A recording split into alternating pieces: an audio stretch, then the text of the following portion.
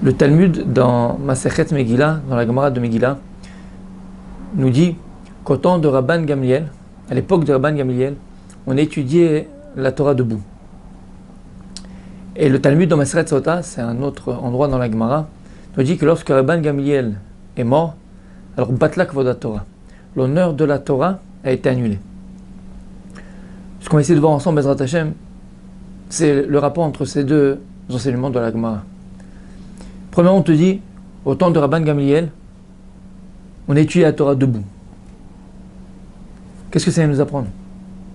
Qu'est-ce que maintenant, le fait qu'ils étudient la Torah debout, et le terme de la Gemara, c'est qu'ils étudiaient la Torah Ba'amida, debout en hébreu c'est Ba'amida. Ça vient t'apprendre quelque chose pour toi dans la vie. Ils étudiaient la Torah debout. Bon, prochain, ils avaient de la force. Et on te dit aussi que lorsque Rabban Gamliel est mort, Batlak Vodat Torah, l'honneur de la Torah, il a été annulé. On a l'impression, à premier abord, qu'il y a un rapport déjà entre le fait qu'ils étudiaient la Torah debout et le fait que lorsque Rabban Gamliel il est mort, alors l'honneur de la Torah, il a été annulé. Alors premièrement, on va essayer de comprendre ensemble. Ça veut dire quoi qu'ils étudiaient la Torah Ba'amida, ils étudiaient la Torah debout? Où est-ce qu'on voit cette notion de Amida? Amida, donc se tenir debout. Omed, liot Omed, c'est de se tenir debout. C'est quoi cette notion d'Amida? Cette notion d'Amida, on la retrouve bien sûr dans la prière. Vous savez que la prière que l'on a aujourd'hui, elle a été composée par la Anshe Knesset Agdola, par les sages de la Grande Assemblée. C'est-à-dire qu'ils vont nous composer toute la prière qu'on connaît aujourd'hui, qui part donc des brachot du matin bien sûr, mais surtout, ensuite, on va faire les korbanot, on va faire les sacrifices, comme si on allait apporter les sacrifices au temple, au Beth Amikdash. On parle des korbanot. Ensuite, c'est ce qu'il appelle Psuke des Imra. C'est tout l'Alleluka, Ashresh Vebetecha. D'abord, tout l'Alleluka. Yotzer Or, Shema Israël, jusqu'à la Hamida. C'est quoi la Hamida? C'est le Shmona Esrei. La Hamida, lorsque l'on fait la Hamida, le Shmona Esrei, les 18, mais en fait c'est les 19 bénédictions que l'on fait debout. En vérité, là, on se trouve dans le palais du roi. Là, on se trouve dans le Bet Kodesh HaKodashim, dans le Saint des Saints. Ils vont nous composer cette fila pour qu'on puisse arriver par étapes, doucement, de monter, de se rapprocher du palais du roi, jusqu'à pouvoir pénétrer dans le palais du roi, devant le trône du roi. Ça, c'est la Hamida.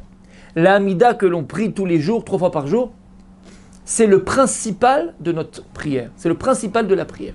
C'est la Hamida. Donc lorsque l'on parle de Hamida, tout de suite dans la tête, qu'est-ce qui nous vient? La prière. Maintenant, vous savez que dans la halakha, c'est ramené que c'est quoi le principe même de la Hamida? C'est quoi le principal plutôt de la Hamida et donc de la prière? C'est ramené donc dans les poskim, dans la halakha, que le principal de la prière, c'est la kavana. C'est quoi la kavana? La kavana elle a plusieurs sens, comme son nom l'indique. La kavana, c'est la concentration. C'est l'intention qu'on va mettre dans notre prière, la concentration qu'on met dans notre prière. Et kavana aussi, la chose de kivun, c'est le sens. C'est le sens qu'on va donner à notre prière. Donc le ikar et le principal de notre prière, c'est la kavana. C'est la concentration qu'on a quand on prie, l'intention qu'on a quand on prie, le sens qu'on donne à notre prière. Donc en vérité, écoutez bien. Si on a compris que le symbole même de la Hamida, c'est quoi la Hamida de se dire debout? C'est la prière. Et que l'essence même de la prière, c'est la kavana. C'est-à-dire que c'est le sens que tu lui donnes. Et en vérité, c'est quoi la kavana que l'on doit avoir dans la prière? C'est quoi la kavana dans la prière? C'est la concentration que je vais avoir lorsque je prononce les mots. Que je vais avoir la compréhension de ce que je dis. La concentration dans ce que je demande. Et la concentration et l'intention que je vais avoir dans ma tefila, dans ma prière, c'est le sens que je vais lui donner à ma prière.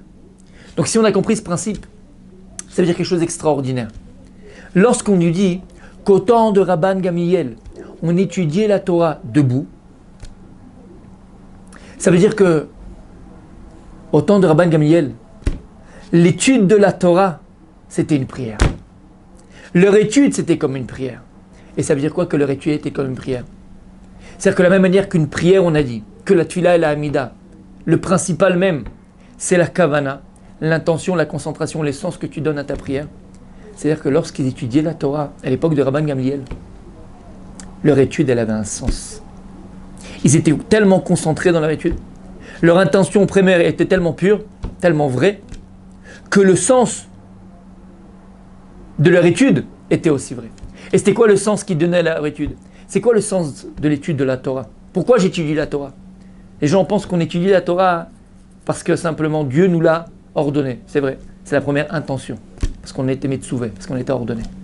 Mais en vérité, écoutez bien. La mère que dans la prière, il faut avoir une kavana. Il faut que ta prière ait un sens. Il faut que ta prière ait une orientation. Il faut orienter ta prière. Il faut orienter ton étude. Il faut donner un sens à ton étude. Et c'est quoi le sens que tu vas donner à ton étude? C'est que lorsque tu vas commencer à étudier, tu vas étudier pour accomplir. C'est ça le sens de ton étude. L'étude de la Torah, c'est pas simplement pour venir et emmagasiner des connaissances, qui sont bien sûr très importantes, qui sont primordiales, c'est vrai.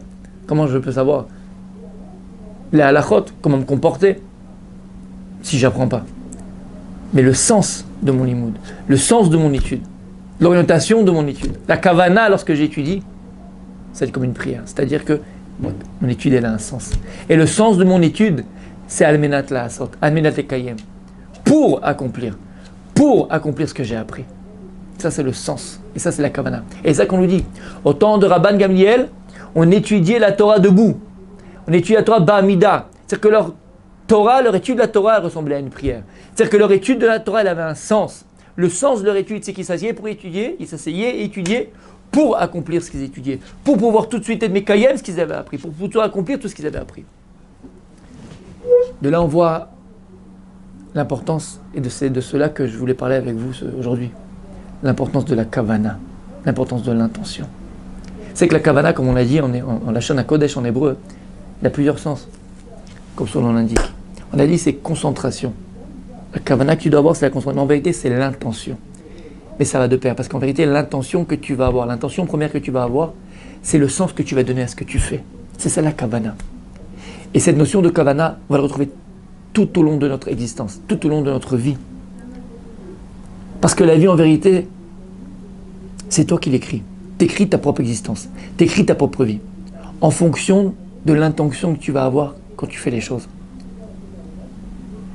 L'intention première que tu auras en accomplissant telle ou telle chose, c'est le sens que tu vas donner à cette chose-là. Et donc c'est sa finalité. La finalité d'une chose va dépendre de l'intention première que tu as eue. Parashat Massé. Dans la Torah, il y a une paracha qu'on a lue d'ailleurs il n'y a pas si longtemps. Où là-bas on te raconte les Massé Béné Israël. Voici les voyages des Béné Israël dans le désert. Pendant 40 ans dans le désert, depuis la sortie d'Égypte, 42 étapes, 42 voyages, 42 endroits où les Béné Israël vont s'arrêter dans le désert. Et la Torah va énumérer tous ces endroits-là. Écoutez bien. Et c'est ramené dans la Torah. On va énumérer, on va nommer, on va donner les noms de ces endroits-là. Par exemple, il y a écrit, voilà, les Béné Israël sont sortis, donc ils ont voyagé de Mitzrayim, d'Égypte, et ils sont arrivés dans le désert. Il y a écrit, Vaïs'ou, Mirfidim, Vayachanou Bamidbar. Ils sont voyagés d'Urfidim, c'est un nom, le nom d'un endroit, et ils sont arrivés dans le désert du Sinaï. Vaïsou mi Kivrot Atahava, Vayachanou. Ils ont voyagé de Kivrot Atahava, c'était le nom d'un endroit où ils étaient. Ça s'appelait par exemple le cimetière des plaisirs, et ils ont été dans tel endroit. Vaïsou mi Mitka, ils ont voyagé de Mitka, ils sont arrivés dans tel endroit. Vaïsou mi, à chaque fois ils ont voyagé de tel endroit, tel endroit. On nomme les endroits. Écoutez bien ce qu'ils disaient Chachamim. Chachamim nous dévoile, c'est quoi ce nom des endroits qu'on a donné dans la Torah Parashat Massé? C'est quoi ce nom de ces endroits-là? Ils disaient Chachamim, soit l'endroit où ils étaient, il n'avait pas de nom avant. Soit il avait un nom, mais en vérité le nom qu'il avait avant importe peu. Écoutez bien, le nom qu'on va donner aux endroits où les Bnei Israël vont s'arrêter dans le désert, il a été donné après le passage des Bnei Israël dans cet endroit-là. En fonction de quoi? En fonction de leur état d'âme, en fonction de comment ils se sont comportés à cet endroit-là. En fonction du sens qu'ils ont donné en vérité à cet endroit-là. C'est-à-dire, par exemple, il y a écrit qu'ils sont partis de Rfidim. Rfidim, il dit les Chachamim, c'est quoi ce nom de Rfidim? Ripayon Yad. C'est quoi Ripayon Yad? C'est se laisser aller. C'est du laisser aller. C'est-à-dire que là-bas, ils se sont laissés aller. C'était négatif. On a appelé ça Rfidim. En fonction de leur état d'âme. Ils sont arrivés à Mitka. Mitka, mais la chose Matok. C'est quoi Matok? C'est doux. Pourquoi? Parce que là, ils étaient doux. Ils étaient bons. Ils étaient dans le bon sens. Ils étaient proches de Dieu. On a donné le nom de leur état d'âme. Ils sont arrivés par exemple à Mara. Mara c'est amer, parce qu'il n'y avait pas d'eau pour boire, l'eau était amère, ils se sont rebellés contre Dieu, on en a marre, on veut de l'eau. On appelait ça Mara amer. On appelait l'endroit en fonction de leur état d'âme. Un autre endroit, on appelait Kivrot Atahava qu'on a mentionné juste avant. C'est quoi Kivrot Atahava? Le cimetière des plaisirs. Le cimetière des plaisirs, oui. Parce qu'à cet endroit-là, ils se sont rebellés contre Dieu et contre Moshe Rabbeinu. Et ils se sont plaints de la manne qui se descendait du ciel. Et ils ont dit, on veut de la viande. On en a marre de manger cette manne-là. On veut de la viande. Tu veux de la viande? Tu te plains. Et là-bas, ils sont morts. Là-bas, ils ont été enterrés. Des milliers et des milliers de juifs. Comment on appelait cet endroit-là? Kivrot Atahava. Le cimetière des plaisirs. Par rapport à quoi? En fonction de quoi? En fonction de leur état d'âme. Donc en vérité, écoutez bien. La Torah nous dit que pendant les 40 ans dans le désert, voici les voyages des Israël dans le désert, on va nommer les étapes des Bnei Israël dans le désert, les voyages des Bnei Israël dans le désert, en fonction de ce qu'ils étaient à cet endroit-là, en fonction de ce qu'ils ont vécu. Donc là, on apprend un moussa extraordinaire. Ele Masé Bnei Israël. Voici le voyage des Bnei Israël. C'est qui les Bnei Israël? C'est vous, c'est moi, c'est nous. Chaque personne, chaque juif. C'est quoi le voyage d'un juif? C'est la vie. Le plus grand voyage d'un homme, c'est la vie. Et dans la vie, Habibi, il y a des étapes. Akadosh Baruch Hu, lorsqu'il te fait venir dans ce monde-là, t'as pas choisi ta famille, la ville où tu vas naître, le pays où tu vas naître. Tu vas être américain, tu vas être français, tu vas être polonais, tu vas être portugais. Ça, t'as pas choisi. La ville où tu vas naître, l'école où tu vas grandir. T'as pas choisi tes parents, t'as pas choisi tes frères et sœurs. Akadosh Baruch Hu, il te fait partir d'un point A pour arriver à un point Z. Et lorsque tu pars du point A pour arriver à un point Z, tu as plusieurs étapes. Écoutez bien. Et c'est ça le libre arbitre. Akadosh Baruch Hu, en vérité, il a déjà projeté pour toi toutes les étapes de ta vie, tous les voyages de ta vie, tous les massaot de ta vie. Exactement comme dans le désert. Akadosh Baruch Hu, il avait prévu. Là où il devait voyager, là où il devait s'arrêter. Comme il y a écrit, Al pi Hashem yachanu, Al pi Hashem yisaou. C'est avec la parole de Dieu qu'il voyageait, avec la parole de Dieu, il s'arrêtait. C'est-à-dire que sous l'ordre de Dieu, il voyageait, sous l'ordre de Dieu, il s'arrêtait. C'est pas eux qui avaient choisi l'endroit où ils allaient s'arrêter. Par contre, le nom que tu as donné à l'endroit où tu t'arrêtes, le nom de l'étape de ta vie, ça, il dépend de toi. Kadosh Baruch Hu, il n'a pas donné d'adjectif, il n'a pas donné de nom, il n'a pas nommé l'endroit où ils allaient s'arrêter. Ça, c'était en fonction de leur état d'âme. C'est en fonction du sens qu'ils ont voulu donner à cet endroit-là, le sens qu'ils ont voulu donner à leur vécu. Pareil dans la vie. Kadosh Baruch Hu, il t'a prévu des étapes de ta vie. Maintenant, ça c'était déjà projeté par Kadosh Baruch Hu, c'était déjà prévu. En vérité, le libre arbitre, ce qu'on a entre les mains, c'est que l'endroit, maintenant, l'étape de ta vie, il est toujours neutre. C'est à toi de donner un adjectif à l'événement que tu vas vivre. C'est à toi de donner un sens à ton vécu. Et l'adjectif, en vérité, que tu vas donner à l'étape de ta vie, c'est le sens que tu vas lui donner. Tu vas arriver au mariage. Tu vas te marier, tu vas avoir une femme. Et Kadosh Baruch Hu, il n'a pas décidé si ton mariage il sera heureux ou malheureux.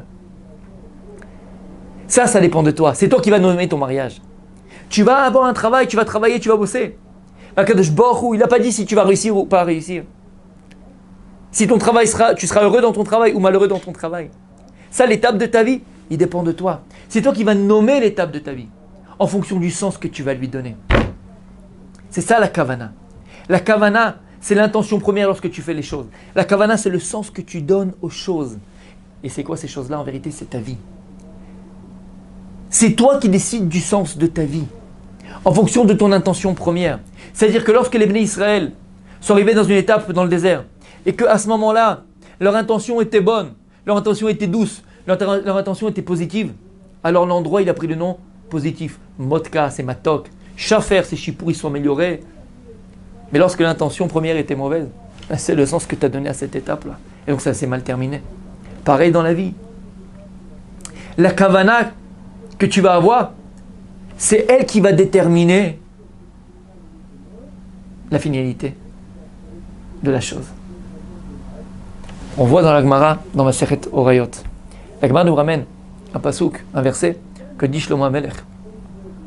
Yesharim darkei Hashem. Les chemins de Dieu sont droits. Yesharim darkei Hashem. Tzadikim yelchubam ou poshim ikashlubam. Les tzadikim, ils vont aller sur ce chemin-là, c'est-à-dire que ce chemin-là de Dieu va être pour eux un tremplin, une possibilité de réalisation de l'être. Ou poshim, et les fauteurs, ils cachent l'oubam. Par contre, les fauteurs, ils vont trébucher dedans. Et la Gemara s'interroge, comment c'est possible? Le même chemin, pour un même chemin, dans un même chemin, Pour certains, ce chemin-là va leur permettre d'avancer, de se réaliser. Yel Choubam, ils vont marcher dessus. Et pour d'autres, sur ce même chemin, ils vont trébucher. C'est pour eux ils vont tomber dedans. Comment c'est possible? Si c'est le même chemin, soit tout le monde tombe, soit tout le monde avance. Chachamim me disent, de quoi il parle le pasouk? À quoi ça ressemble? Alors écoutez bien. Au début, la Gemara, elle lui dit comme ça. À quoi ça ressemble? À deux personnes. Deux personnes, c'est Pessah. Et les deux personnes, c'est Pessah, ils amènent, vous savez qu'il y a une mitzvah d'aller, de monter à Yerushalayim, d'amener le korban de la fête, le sacrifice de la fête. Et les deux, ils vont là-bas, ils montent à Yerushalayim pour manger le korban Pessah, le sacrifice du Pessah. Le premier, il mange le sacrifice du Pessah. Les Shem Shamaim, les Shem Mitzvah, pour accomplir la mitzvah de manger le korban Pessah. Et le deuxième, il est là et il mange pour se gaver le ventre. La Gemara, elle dit, voilà, pareil. Qu'est-ce qui va déterminer la finalité de l'action, si c'est une mitzvah ou pas? C'est l'intention que tu as eue sur la même chose. Un, il le fait les Shem Shamaim, et l'autre, il le fait pour gaver son ventre. Mais la Gemara dit non, c'est pas de ça qu'on parle, puisque là, c'est deux sacrifices différents. Là, on parle de la même chose. Mais encore une fois, c'est quand même vrai. C'est-à-dire que l'intention, elle va déterminer mon acte. Et pas l'acte en lui-même. Parce que regardez, les deux ont accompli le même mitzvah, a priori, à première vue. Les deux, ils vont aller à Yerushalayim accomplir la mitzvah de manger le korban Pessah. Un, il a accompli la mitzvah, l'autre, il n'a pas accompli la mitzvah. Quelle différence? Le sens que tu as donné à ton acte. Le sens que tu donnes à ton acte, c'est l'intention que tu as eue. Lui, il a eu l'intention de manger pour faire la mitzvah. C'est une mitzvah. Lui, il a l'intention de manger pour gaver son ventre. Il a loupé. Même si malgré tout, la Gemara dit, il a quand même accompli une certaine mitzvah. Mais la Gemara dit, c'est pas ça. Si on parle du même chemin, écoutez bien ce que dit la Gemara, écoutez bien. La Gemara nous dit, à quoi ça ressemble? À Maurice et José. On va donner des noms. Maurice, il fait la croisière, s'amuse. Il va en croisière avec sa femme et avec sa sœur. José, il fait la croisière avec sa femme et avec sa sœur. Ils vont kiffer en croisière. Au milieu du voyage, panne d'électricité dans le bateau. Panne d'électricité dans le bateau. Et on voit pas, ils sont là à tâter pour savoir retrouver leur chambre, leur cabine. Et là, Maurice, il rentre dans sa cabine. Il se trompe de cabine. Au lieu d'entrer dans la cabine avec sa femme, il va dans la cabine avec sa sœur. Et il fait l'acte avec sa sœur. José, lui, pareil, il n'arrive pas, il tâte. Mais Baruch Hashem, dans le noir, il ne s'est pas planté, lui. Il rentre dans la cabine avec sa femme, il fait l'acte avec sa femme. Et Baruch Hashem, il n'a pas fait l'acte avec sa sœur. Tout ce que je dis, c'est la Gemara. La Gemara, elle dit, le premier, il est appelé Tzadikim el Choubam. Le premier, il est appelé Uposhim Ikashloubam. Maurice, qui est parti avec sa sœur, il est appelé Poshéa, c'est un fauteur. José, qui est parti avec sa femme, il est appelé Tzadik. La Gemara, elle s'interroge, mais attends, c'est pas possible. Et les deux, ils n'ont pas fait exprès. Panne de courant, ok? Ils n'ont pas fait exprès, il faisait noir, il n'y avait pas de lumière. Un, le pauvre, il a pris un 9 pour un 6, et l'autre, il a pris le Baruch Hashem, il ne s'est pas trompé. Qu'est-ce que tu veux qu'il fasse? Les deux, ils n'ont pas fait ça par intention, intentionnellement. Pourquoi un, tu l'appelles, le pauvre, il est parti avec sa sœur, il n'a pas fait exprès, tu l'appelles Poshéa, c'est un fauteur. Et José, que lui est parti avec sa sœur, il appelle Tzadik. Pourquoi? Écoutez bien. La Gemara El Chaim nous dévoile. En vérité, si Maurice, il s'est trouvé que il est parti avec sa sœur, c'est que sa kavana, consciemment ou inconsciemment, sa conscience, inconsciemment ou consciemment, il avait dans sa tête une intention incestueuse. Et que finalement l'intention, consciente ou inconsciente, regardez jusqu'où ça va, consciente ou inconsciente, l'a amené avec sa sœur. Alors que José, lui, il avait toujours une intention pure dans ses rapports. Toujours une intention pure dans ses rapports. Toujours. Donc, son intention l'a amené avec sa femme. L'intention, c'est le sens que tu donnes aux choses. Consciemment ou inconsciemment. Le premier, il a appelé Poshéa, t'es un fauteur. Mais qu'est-ce qu'ils ont fait? Bien sûr, Habibi. C'est qu'au fond de lui, son intention première, consciente ou inconsciente, c'était la Avera. Il a déjà pensé à des choses pareilles. Il a déjà pensé à des relations sexuelles interdites. Il a pensé à ça. Ça l'a amené à ça. Parce que ton intention, c'est le sens que tu donnes à ta vie. Donc ton intention, c'est elle qui te porte. C'est elle qui te porte vers les choses. Vous connaissez tous l'histoire. Une fois avec le Chazonish, c'est le Kadosh Libracha, on lui a amené un œuf. Il n'a pas mangé. Tous les jours, on lui a amené un œuf à la coque. Il n'a pas mangé. Je me dis, c'est pas possible. Ils ont cassé l'œuf, il y avait du sang dedans. Et Chazonish, je ne regardais jamais quand il mangeait. Il n'a pas touché à l'œuf. Pourquoi?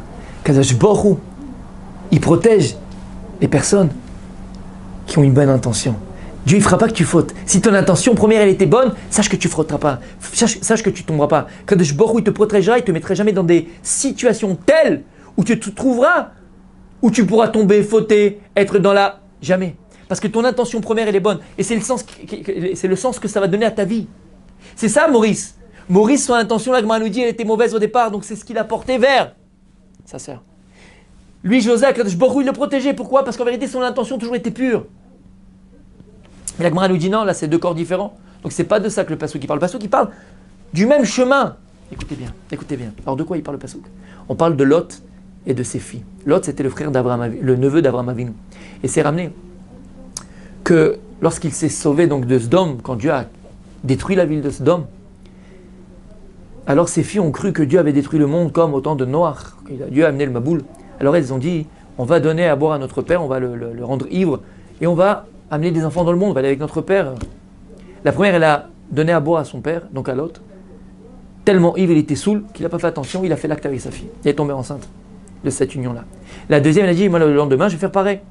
Maintenant, toi Lot, le premier jour, le premier soir que ta fille, elle t'a fait boire et que tu ne savais pas son intention, Bémet, c'est vrai, c'est pas de ta faute. C'est pas de ta faute, tu es tombé dans le piège. Mais le lendemain, soir, lorsque ta deuxième fille elle est venue, elle t'a fait boire. T'as compris le lendemain matin quand tu t'es réveillé avec la première, qu'est-ce que t'as fait la veille? Tu savais son intention. Tu t'es laissé avoir, tu t'es laissé boire. Ta kavana était mauvaise. Lui, on parle au Poshim Ikash Loubam. Ces filles à l'autre, que elles, c'est leur intention. La kavana, elle était pour repeupler le monde, faire une mitzvah. Tzadikim il Choubam, on les appelle. Les tzadikim, ils vont marcher sur ce chemin-là parce que l'intention, elle était bonne. L'intention, elle était positive. Alors que l'autre, son intention avec la deuxième fille, il était négatif.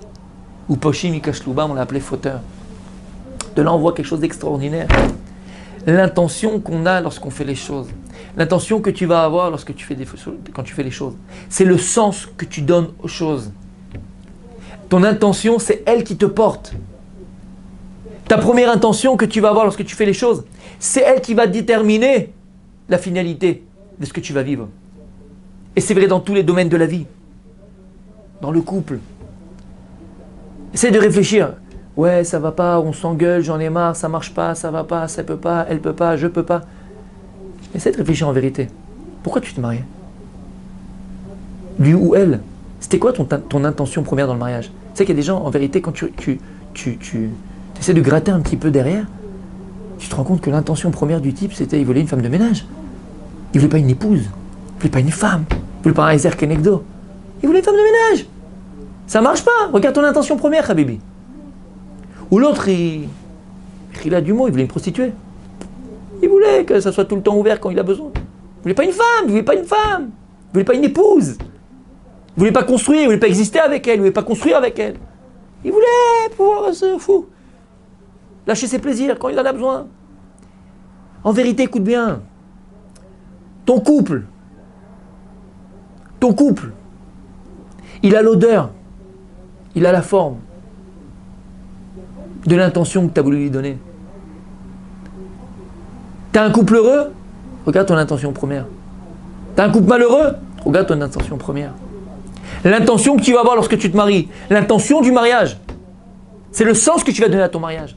Pourquoi? Pourquoi je me marie? Dans quel sens? Dans quel but? Si ton but, c'est un but physique, soit pour le ménage, pour les plaisirs du corps, tu comprends que ça n'a pas de sens. Puisque tu vas sortir l'essence même du mariage. Bien sûr, ça passe par l'accouplement, bien sûr, ça passe par tout ça, c'est vrai. Il y a le corps. Mais c'est un passage. C'est arriver à accoupler les corps, on va dire, pour accoupler les âmes. Ça passe par l'esprit. Ça passe par des choses beaucoup plus grandes. Parce que le corps, à un moment donné, en vérité, c'est comme une fleur. Il y a des belles fleurs. Il y a des fleurs extraordinaires. Tu vois une belle rose. Ah, que c'est beau, ça sent bon. Mais ça se fane. Le corps aussi, il se fane. Il peut être le plus beau du monde, la plus belle odeur du monde. Le corps, il se fane. Donc si tu tombes amoureux du corps, simplement, ça n'a pas de sens. Puisqu'à un moment donné, ça s'arrêtera. Donc au lieu de tomber amoureux de l'être que tu as en face de toi, qui a un corps, c'est vrai, tu tombes amoureux du corps. Ça n'a pas de sens. Donner un sens à son mariage, c'est quel kavana donc je vais avoir lorsque je marie. Pourquoi je me marie? construire, pour me réaliser à deux, avoir des enfants, transmettre. Dans l'éducation de nos enfants, combien on peut se rendre compte de problèmes d'éducation aujourd'hui? Combien de problèmes d'éducation? Alors c'est vrai, les enfants, on est tous passés par là.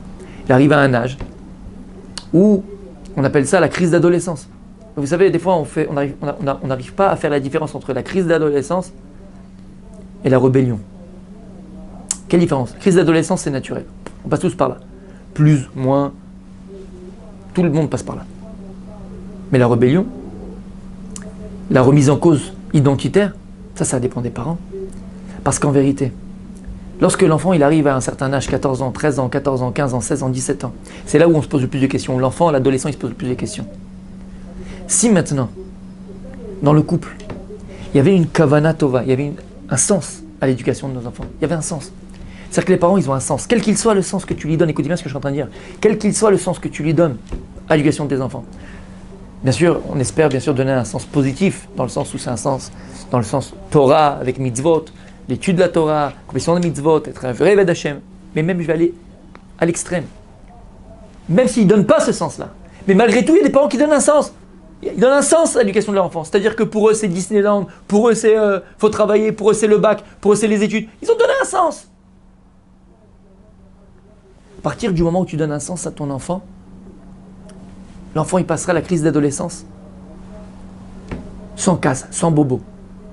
Ce qui est grave, c'est quand toi, mère ou père, donc couple, parent, il n'y a pas de sens dans l'éducation. C'est une fois t'es haredi, une fois t'es, mais là du terme, t'as dit traditionnaliste, on va dire. Une fois tu fais rien du tout, une fois oui, une fois non, j'aime pas ces rabbins, après oui j'aime les rabbins, après j'aime pas les pas religieux, après j'aime les pas religieux. Où tu es? Qu'est-ce que tu fais? Il n'y a pas de sens. Mais qui tu es toi? Le sens que tu donnes à ta vie, le sens que tu donnes à ton existence, le sens que tu donnes à ton couple, le sens que tu donnes à l'éducation de tes enfants, c'est ton identité.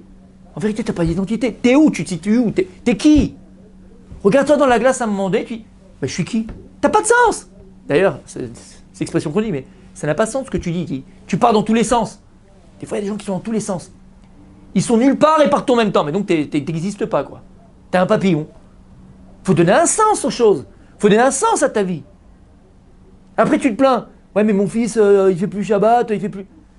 Habibi, Shabbat, c'était comment chez toi à la maison? T'étais avec le petit hebdo, à la table de Shabbat. T'as pas donné de sens. Maintenant, si tu le fais tous les Shabbats, pour toi, c'est le sens de le Shabbat. Shabbat, c'est le petit hebdo, c'est bien. Mais lorsque ton fils, lui, venait avec l'équipe ou avec France Football, c'est Shabbat, qu'est-ce que tu fais là? Mais papa, t'es avec le petit hebdo, qu'est-ce que tu fais? Non, mais il y a des Dvar Torah aussi dessus. Oui, mais aussi il y a des blagues aussi, papa. Tu m'as raconté une blague dessus, qu'est-ce que tu fais? Il n'y a pas de sens. Vous vous rendez compte l'importance de la kavana lorsqu'on fait les choses. La kavana, c'est le sens que tu vas donner aux choses. Le sens que tu vas donner à ta vie. Il faut donner un sens aux choses. Parce que le sens que tu vas donner aux choses, c'est l'identité que tu donnes aux choses.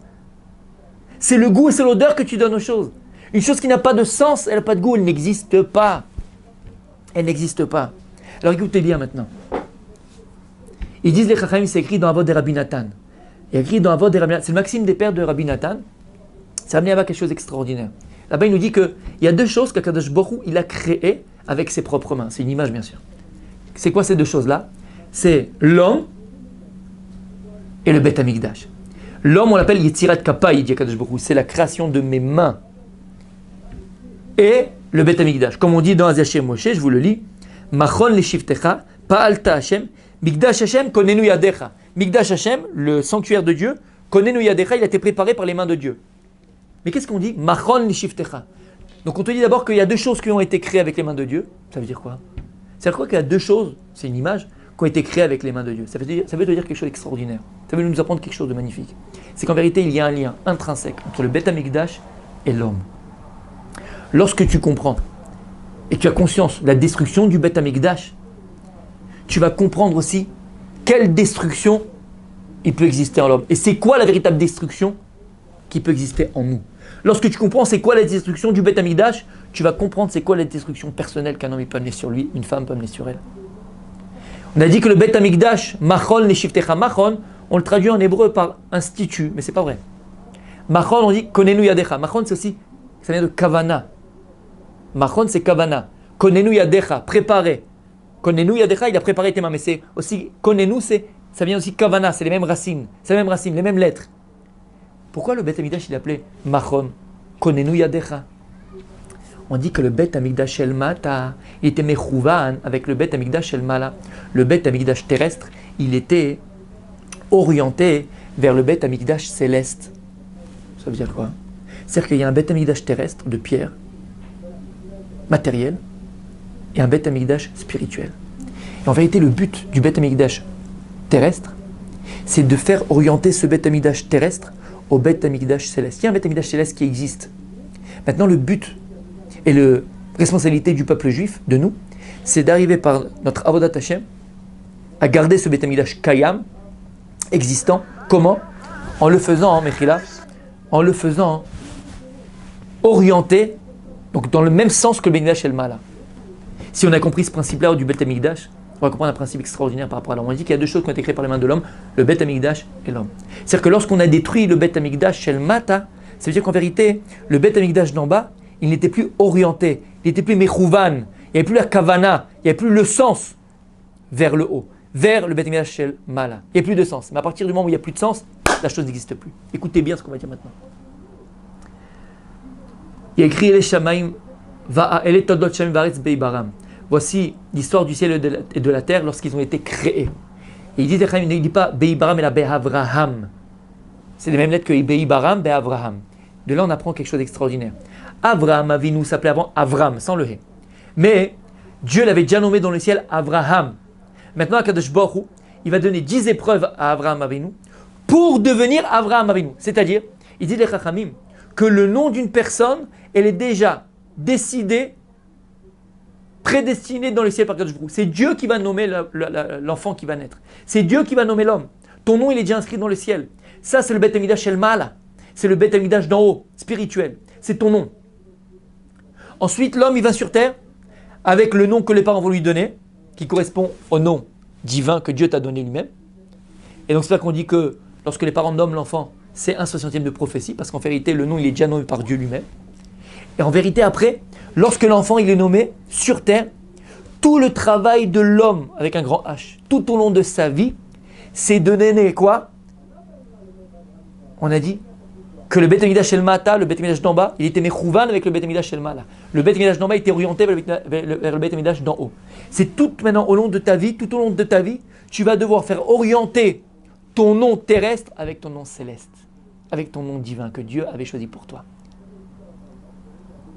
Et comment on va arriver à faire orienter, donc correspondre mon nom terrestre avec mon nom céleste. Et lorsqu'on aura réussi à faire correspondre notre nom céleste, terrestre, avec notre nom céleste, c'est-à-dire faire correspondre les chaven dans le même sens, orientés dans le même sens, c'est qu'on sera arrivé au tafkid et à jouer le rôle qu'Akadosh Baruch Hu nous avait donné dans ce monde-là. Et c'est ça tout le travail de l'homme. Plus je vais donner un sens à mon existence, plus je vais être mechaven, mon nom terrestre, avec mon nom céleste. Exactement comme le Beth Amikdash. Et de la même manière que le Beth Amikdash, il a été détruit en bas, parce que par nos actes, par nos intentions qu'on avait lorsqu'on allait au Beth Amikdash, parce qu'on faisait à cette époque-là, comme il y avait 3 averot ramurot, la sinatrinam, la haine gratuite, qu'est-ce qu'on a fait en vérité? En vérité, on a enlevé la kavana première, on a enlevé l'intention première. Le Beth Amikdash d'en bas, il était plus mechouvan, il était plus orienté avec le Beth Amikdash El Mala, donc il n'y a plus la connexion entre les deux. À partir du moment où il n'y a plus la connexion entre les deux, bah celui d'en haut il est éternel puisqu'il est spirituel. Donc celui qui est matériel, il disparaît. Ben c'est pareil. Lorsque tu vas commencer à vivre, tu vas vivre ta vie, il va falloir que tu donnes un sens à ta vie. Le sens que tu donnes à ta vie, c'est l'orientation que tu vas donner en vérité à ton nom terrestre en fonction de ton nom céleste.